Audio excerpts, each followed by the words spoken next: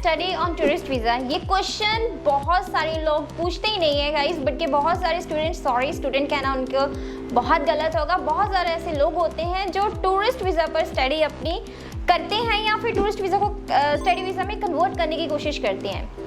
ऐसा क्यों करते हैं? Reason is very simple. जो स्टडी वीज़ा की स्ट्रिक्ट रिक्वायरमेंट्स है या फिर लेंदी प्रोसेस है, या तो वो उसको फॉलो नहीं करना चाहते या फिर उसको मीट ही नहीं कर पाते।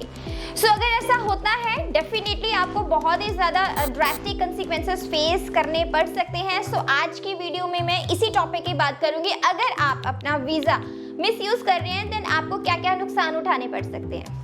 So watch this video till the end. Hi, this is Arohi Kansal from Asia Global. If you are new on our channel, please do like and subscribe so that आपको valuable information मिलती रहे.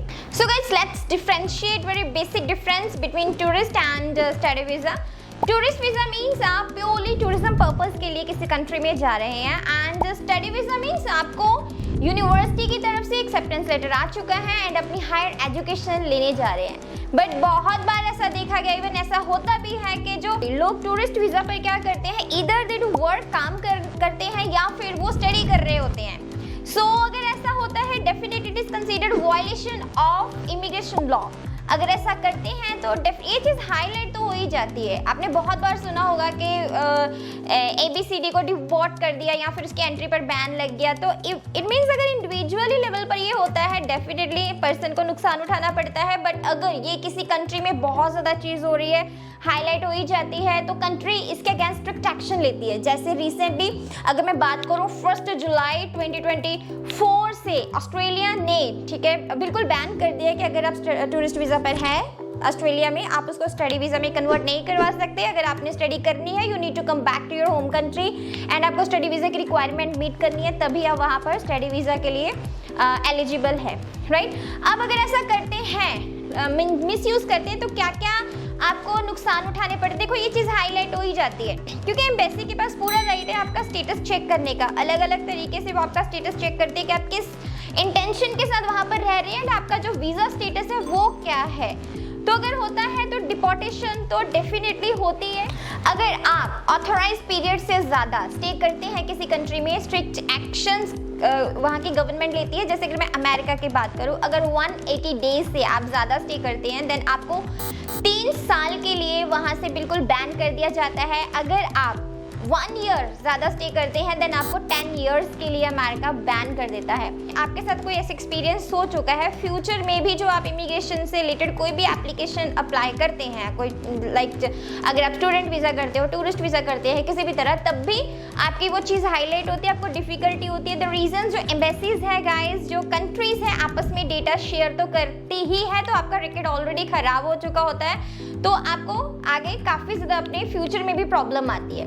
इसके साथ ही university भी आपको admission देने में obviously वो आपको फेवर नहीं करेगी, क्योंकि universities are also obliged to notify the embassy अगर उनके पास ऐसा कोई पर्सन आता है एडमिशन लेने के लिए, क्योंकि यूनिवर्सिटी अपने रेपुटेशन को डिफेम नहीं करना चाहती, तो डेफिनेटली वो इन्फॉर्म करती है, तो आप हाईलाइट हो ही जाते हैं। तो इट मीन्स आपके जो एनरोलमेंट है उसमें दिक्कत आती है। दूसरा, अगर एक जेन्युइन स्टूडेंट है, स्टडी वीज़ा पर आप गए हैं, तो आपको बहुत ज़्यादा बेनिफिट्स मिलते हैं, लाइक आपको एकोमोडेशन स्कॉलरशिप डिस्काउंट, इवन आपका ट्रैवल बेनिफिट, फ़ोन बिल्स, इस तरह के बेनिफिट्स मिलते हैं। लेकिन अगर आप टूरिस्ट वीज़ा पर स्टडी करते हैं तो आपको ये कोई बेनिफिट नहीं मिलता। एंड दूसरी बात ये भी है, एक जेन्युइन स्टूडेंट को पार्ट टाइम, फुल टाइम काम करने की पूरी फ्रीडम होती है। आपके कोर्स पर डिपेंड करता है, अलग अलग कंट्रीज पर डिपेंड करता है। तो अगर आप टूरिस्ट वीज़ा पर अगर आप गलत अपना वीज़ा यूज़ कर रहे हैं, तो आपको ये बेनिफिट नहीं मिलता, आप काम नहीं कर सकते, राइट। एंड गाइस, ये जो नुकसान है डेफिनेटली आपको उठाने पड़ते हैं अगर आप अपना वीज़े का मिसयूज़ कर रहे हैं। तो ऐसा होता है क्योंकि आप अनअवेयर होते हैं। आप मार्केट में बहुत ज़्यादा लोग बैठे हैं जो मिसगाइड करते हैं कि आप स्टडी वीज़ा में कन्वर्ट करवा सकते हैं, बट ऐसा नहीं होता है।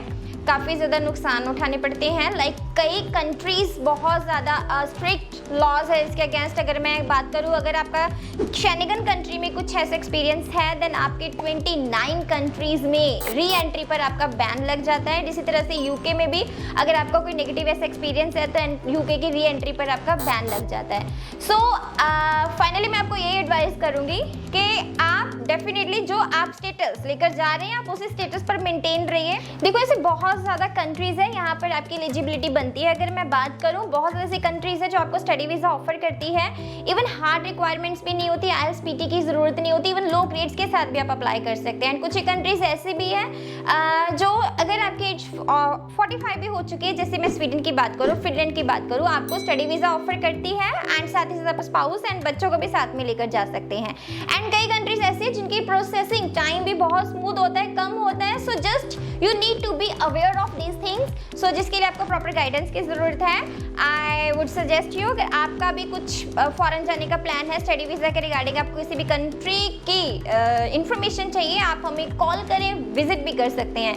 आई होप आपको ये वीडियो इन्फॉर्मेशनल लगी होगी। Thank you for watching.